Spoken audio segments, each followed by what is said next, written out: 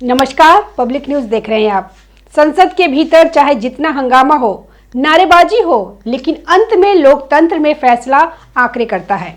और अगर जनता चुनाव में आपको लगातार नकार रही है तो उसका असर सिर्फ लोकसभा या विधानसभा तक सीमित नहीं रहता, वह राज्यसभा तक भी पहुंचता है। और इस वक्त यही तस्वीर बनती दिखाई दे रही है। चुनाव आयोग ने 37 राज्यसभा सीटों के चुनाव की घोषणा कर दी है। 10 राज्यों की ये 37 सीटें और इन राज्यों का राजनीतिक गणित साफ इशारा कर रहा है कि विपक्ष के लिए यह दौर बेहद कठिन होने वाला है। बिहार, हरियाणा, ओडिशा, छत्तीसगढ़, राजस्थान, असम, महाराष्ट्र, एक राज्य में विपक्ष की स्थिति कमजोर होती जा रही है। जहां कभी कांग्रेस और उसके सहयोगी निर्णायक भूमिका में होते थे, वहां आज वे संख्या के लिए जूझ रहे हैं। राज्यसभा का चुनाव सीधे जनता नहीं करती। राज्यसभा के सदस्य राज्य की विधानसभा के चुने हुए विधायकों की वोटिंग से चुने जाते हैं।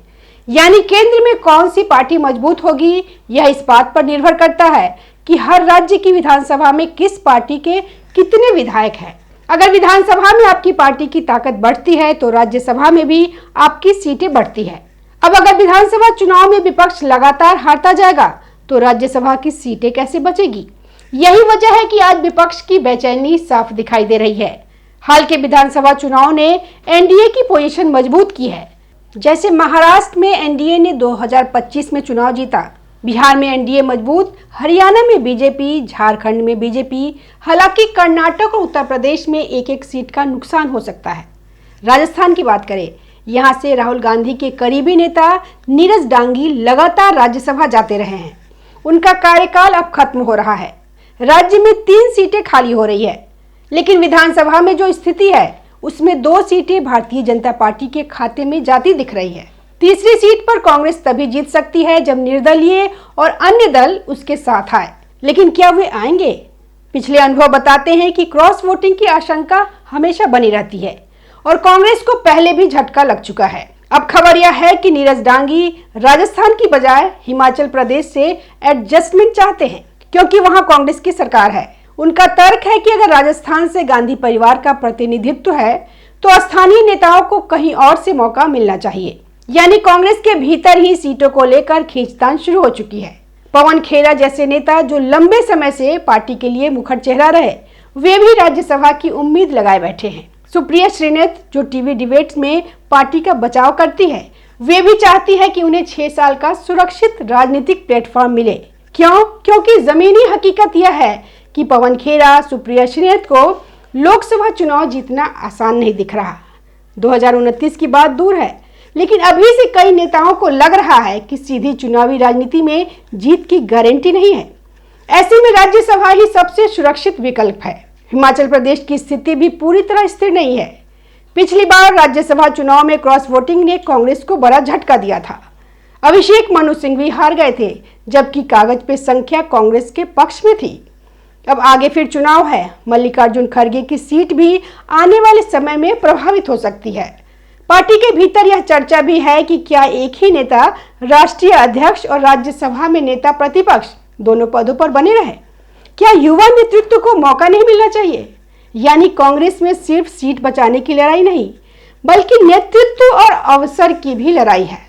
अब बिहार की ओर चलिए।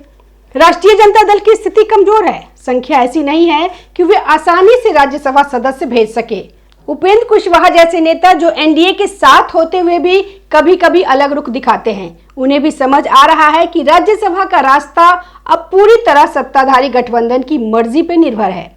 छत्तीसगढ़, ओडिशा, हरियाणा, इन राज्यों में भी विपक्ष की ताकत सीमित है, लेकिन सबसे बड़ा राजनीतिक ड्रामा महाराष्ट्र में है। महाराष्ट्र से 7 राज्यसभा सीटें खाली हो रही हैं। यहाँ गणित बेहद स्पष्ट है। एक उम्मीदवार को जीतने के लिए 37 विधायकों का समर्थन चाहिए। सत्ता पक्ष, जिसमें भाजपा, एकनाथ शिंदे की शिवसेना और अजित पवार की एनसीपी शामिल है, उनके पास इतना संख्या बल है कि 6 सीटें आराम से जीत सकते हैं। सीटों का बंटवारा लगभग तय फार्मूले पे हो रहा है। भाजपा 4 या 5 सीटों पे दावेदारी कर सकती है। शिंदे गुट और अजित पवार गुट को 1-1 या 2 सीटें संख्या के हिसाब से, लेकिन विपक्ष, उद्धव ठाकरे की शिवसेना, शरद पवार की एनसीपी और कांग्रेस, इन तीनों को मिलाकर भी 1 सीट का गणित मुश्किल से बनता है। और यही असली टकराव है। महाराष्ट्र की राजनीति में जिन्हें कभी चाणक्य कहा गया, जिन्हें जोड़ तोड़ की राजनीति का मास्टर माना गया, जिन्होंने शिवसेना, कांग्रेस और अपनी पार्टी को साथ लाकर महाविकास अघाड़ी जैसा अप्राकृतिक गठबंधन खड़ा कर दिया, वहीं शरद पवार आज एक राज्यसभा सीट के लिए जूझते नजर आ रहे हैं। शरद पवार जो कुछ समय पहले सक्रिय राजनीति से दूर जाने के संकेत दे रहे थे, अब खुद राज्यसभा जाना चाहते हैं। उनकी सीट खाली हो रही है। वे दिल्ली की राजनीति से पूरी तरह बाहर नहीं होना चाहते, लेकिन उनके पास सिर्फ 10 विधायक है, 37 चाहिए। उद्धव ठाकरे की पार्टी कहती है हमारे पास 20 विधायक है, इसलिए प्राथमिकता हमारी होनी चाहिए। प्रियंका चतुर्वेदी की सीट भी खाली हो रही है, वे भी दोबारा राज्यसभा चाहती हैं। कांग्रेस कहती है कि हमारे बिना कोई गणित पूरा नहीं होगा, तो बदले में हमें क्या मिलेगा। उद्धव ठाकरे की पार्टी में हंगामा चल रहा है कि पिछली राज्यसभा में भी कांग्रेस ने क्रॉस वोटिंग करके हमारे एक कैंडिडेट को हरा दिया था, इसलिए इस बार इन लोगों को चाहिए कि यूबीटी का एक राज्यसभा सीट मिले। सबसे बड़ी पार्टी है विपक्ष की, विधानसभा के अंदर 20 विधायक है इनके पास, तो आप लोगों को हम सपोर्ट करें, चाहे शरद पवार ही क्यों ना हो, उसके बदले आप हमें सपोर्ट करें। और यही विपक्ष की बड़ी परेशानी है, यानी 1 सीट और 3 दावेदार। पिछली बार महाराष्ट्र में क्रॉस वोटिंग ने विपक्ष को नुकसान पहुंचाया था, इसलिए इस बार अविश्वास ज्यादा है। सवाल यह है कि क्या तीनों दल पूरी ईमानदारी से एकजुट रहेंगे? अगर नहीं रहे तो वह एकमात्र सीट भी हाथ से जा सकती है। राजनीतिक गलियारों में चर्चा है कि अगर महाविकास अघाड़ी में सहमति नहीं बनी तो क्या शरद पवार एनडीए का रास्ता देखेंगे? क्या कोई अप्रत्याशित राजनीतिक समझौता होगा? हालांकि अभी तक ऐसी कोई आधिकारिक पुष्टि नहीं है, लेकिन राजनीति में असंभव कुछ नहीं। कांग्रेस में सन्नाटा पसरा हुआ है, वहां भी डिमांड है, लेकिन समर्थन कौन देगा? तो इस तरह से जो स्थितियां पैदा हुई है 37 राज्यसभा के सीटों के चुनाव के घोषणा के साथ, वो विपक्ष के लिए बड़े हंगामे वाले हैं।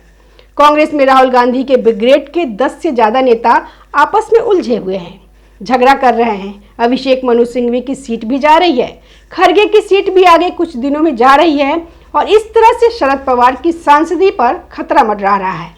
तो स्थितियां ऐसी बदली है जिसमें राज्यसभा में मोदी का आंकड़ा बढ़ रहा है, राज्यसभा में भाजपा का आंकड़ा लगातार बढ़ रहा है। पहले जहां लोकसभा में बहुमत के बावजूद राज्यसभा में बिल पास कराने के लिए सहयोगियों और विपक्ष पर निर्भर रहना पड़ता था, अब तस्वीर बदलती दिख रही है। हाल के विधानसभा चुनाव ने एनडीए की पोजीशन मजबूत की है। मसलन महाराष्ट्र में एनडीए के 228 विधायक हैं, बीजेपी के 131, शिवसेना शिंदे के 57, एनसीपी अजित 40, जो 7 सीटों में से 4-5 सीट जीत सकता है, यानी पहले से ज्यादा।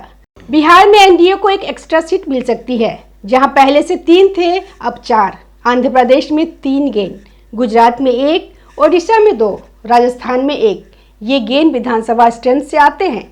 जैसे महाराष्ट्र में एनडीए ने 2025 में चुनाव जीता, बिहार में एनडीए मजबूत, हरियाणा में बीजेपी, झारखंड में बीजेपी। हालांकि कर्नाटक और उत्तर प्रदेश में 1-1 सीट का नुकसान हो सकता है। ओडिशा, छत्तीसगढ़, राजस्थान, बिहार, असम, इन राज्यों से आने वाली सीटों में सत्ताधारी गठबंधन को बढ़त मिलती दिख रही है। महाराष्ट्र में भी अगर 6 सीटें मिलती है तो विपक्ष के पास रोकने की ताकत और कम हो जाएगी। यानी भविष्य में अगर कोई बड़ा विधेयक लाया जाता है तो राज्यसभा में भी संख्या का संकट उतना नहीं रहेगा जितना पहले था, और यही विपक्ष की सबसे बड़ी चिंता है। राहुल गांधी संसद में जितना भी तीखा हमला करे, जितना भी आक्रामक रुख अपनाए, अगर राज्यों में संगठन कमजोर रहेगा, अगर विधानसभा चुनाव हारते रहेंगे तो राज्यसभा में संख्या घटती जाएगी। और लोकतंत्र में अंततः निर्णय संख्या से होता है, न कि सिर्फ भाषण से। आज विपक्ष के सामने दोहरी चुनौती है, एक आंतरिक एकजुटता बनाए रखना, दूसरी जमीनी स्तर पे जनाधार वापस पाना। अगर यह नहीं हुआ तो 37 सीटों का यह चुनाव सिर्फ एक पड़ाव होगा, आगे और कठिन दौर आ सकता है। तो बड़ा सवाल यही है कि क्या विपक्ष आंकड़ों की इस जंग में वापसी कर पाएगा, या फिर राज्यसभा में भी सत्ता पक्ष का दबदबा और मजबूत होगा। आने वाले हफ्ते तय करेंगे कि कौन किसके साथ खड़ा है, कौन किसे समर्थन देता है और कौन चुपचाप किनारे हो जाता है। लेकिन इतना तय है कि सिर्फ संसद में शोर से राजनीति नहीं चलती, जमीन पे ताकत चाहिए और विधानसभा में बहुमत चाहिए। और फिलहाल आंकड़े विपक्ष के खिलाफ खरे दिखाई दे रहे हैं।